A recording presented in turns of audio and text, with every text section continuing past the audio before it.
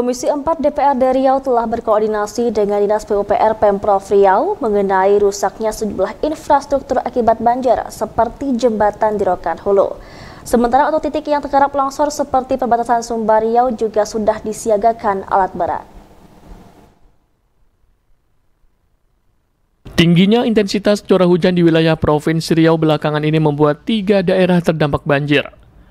Ketiga daerah tersebut yaitu Kabupaten Kampar, Rokan Hulu, dan Kuantan Singingi. 3 kabupaten yang terdampak banjir tersebut akibat meluapnya sungai setempat karena tingginya curah hujan. Banjir di Kampar terjadi di Kecamatan Kampar Kiri, sedikitnya ada 6 desa terdampak, yaitu Desa Ludai, Desa Muara Selaya, Desa Padang Sawah, Desa Kunto, Desa Teluk Paman, dan Teluk Paman Timur. Sedangkan banjir di Rokan Hulu terjadi di Kecamatan Rambah dan Rokan Patkoto, di mana di Rambah terdapat 3 desa terdampak, yakni Desa Pematang Berangan, Desa Babu Salam, dan Desa Pasir Pengarayan. Lalu di Rokan Patkoto terdapat 2 desa atau kelurahan, yakni Desa Kotoruang dan Kelurahan Rokan. Banjir di Kuansing terjadi di Kecamatan Kuantan Mudik, tepatnya di Desa Luai, Desa Banjar Padang, dan Desa Sangau. Kemudian Kecamatan Hulu Kuantan terdapat 2 desa, yakni Desa Mudik Ulo dan Desa Tanjung Medan. Banjir ini menyebabkan berbagai kerusakan infrastruktur seperti kerusakan jembatan di Rokan Hulu. Anggota DPRD Riau, Manahara Napitupulu mengatakan, Komisi 4 DPRD Riau telah berkoordinasi dengan Dinas PUPR Provinsi Riau terkait tindakan yang sudah diambil. Dinas PUPR mengklaim telah turun ke lapangan melihat kondisi yang terjadi, sementara untuk titik yang kerap longsor seperti perbatasan Sumbar Riau juga sudah disiagakan alat berat. Jadi kalau yang jalan dari ujung Batu ke Pasir Pengarayan tadi sudah disampaikan, bahwa di sana ada jembatan satu yang miring.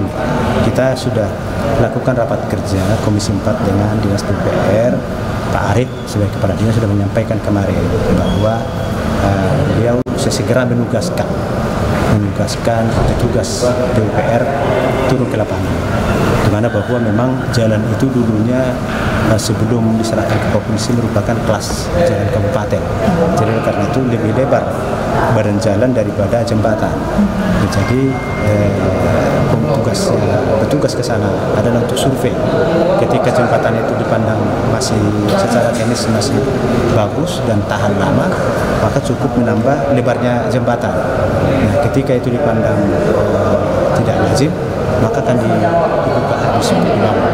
Nah, itu nanti kita lihat di sini ketika KUHPS sudah disepakati belanja. Nanti akan terlihat itu kan biasanya belanja-belanja yang besar itu yang makro itu diutarakan. Dan kita pun bisa menanya itu.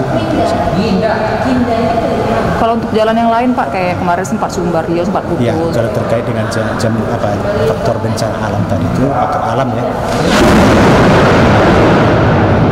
Ada terputus, ya kan? Nah itu kita lihat kalau masuk dalam kategori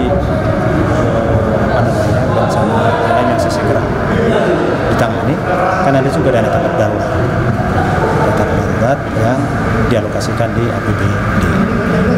Kalau itu sudah tidak tercukupi, tentu masuk kepada prioritas berikutnya.